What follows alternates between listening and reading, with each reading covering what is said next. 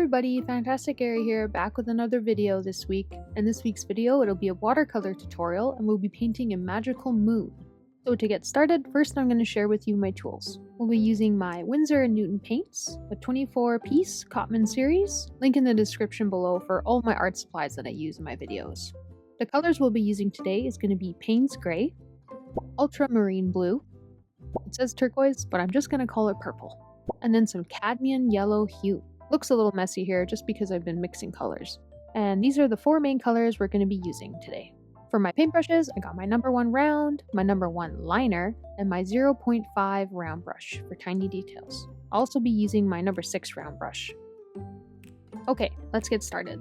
First, I start off by wetting the area that I want to paint, and then I'm going to go in with my purple color and mix it with the Payne's Gray to create this border around the moon. And I'm going to leave a white circle in the center for the moon, keeping it light around the moon and darker on the edges.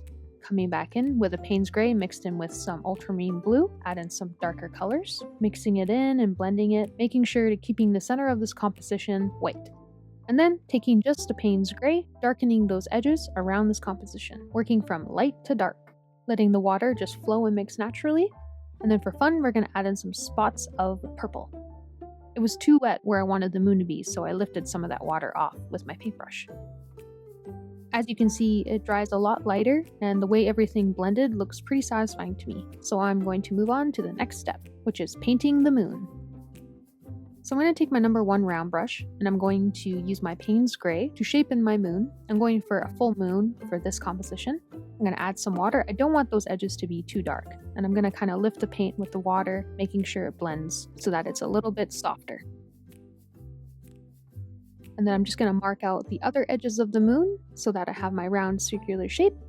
And now I'm going to start adding in some little details. These are blotches of a purple mixed with the Payne's Gray, keeping it very light in value, letting it blend where it is wet on the surface, and just kind of dotting in little circles. For the moon details, I did use some reference just to have an idea of the textures I wanted to use for the moon.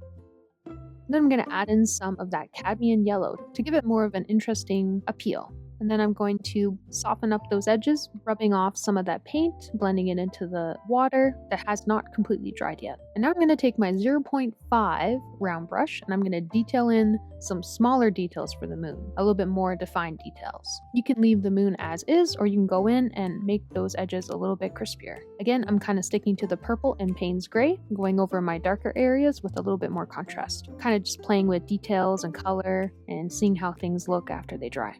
I decide that I still want that kind of wet on wet look, so I'm going to add some more of that Payne's Gray and purple together to blend in those details a little bit more so they look just a little bit more soft. And then I'm going to extend those details onto the lighter side of the moon, not going too dark in my value. Just adding in craters around the moon, kind of scratches on the surface. I decided to keep this one edge dark and the other edge light. I did deviate from my reference a little bit, making this moon a little bit more magical looking.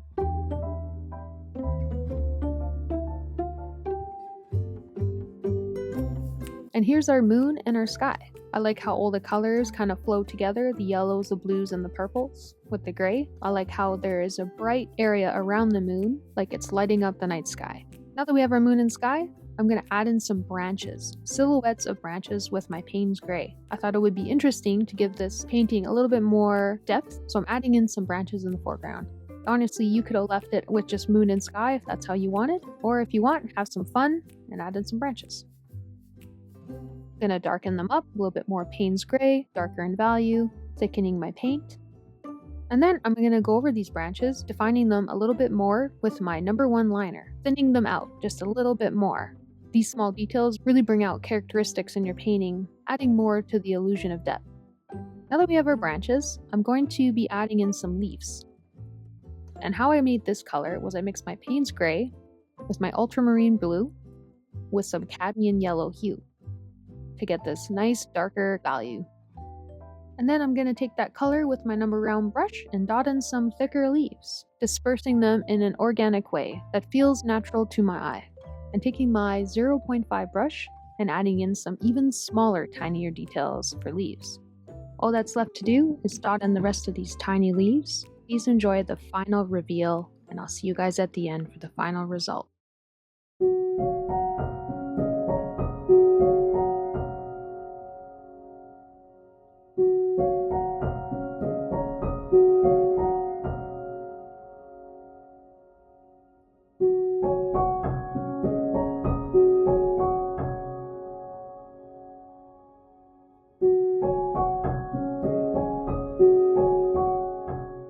I added in some yellow leaves around the light of the moon, kind of giving it a little bit more pop to the illustration.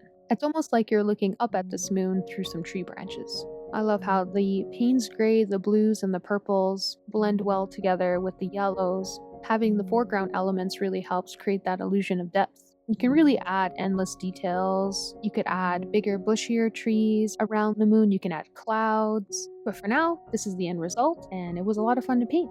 That about sums it up for this video, guys. If you enjoyed watching this video, please like and subscribe. Videos are every Friday. You can find me on the social medias in the link in the description below, as well as my imprint shop, where you can purchase stickers and prints of all the artwork I've done thus far, including the mini prints that come with their own little stand, like this one, the Watchful, one of my full illustrations. So if you're interested, please check that out. I will see you guys next week with another video. I hope you enjoyed painting along with me creating some magical moonlight, and if you just watched, I hope you enjoyed as well. Alright guys, I'll see you next week. Bye bye!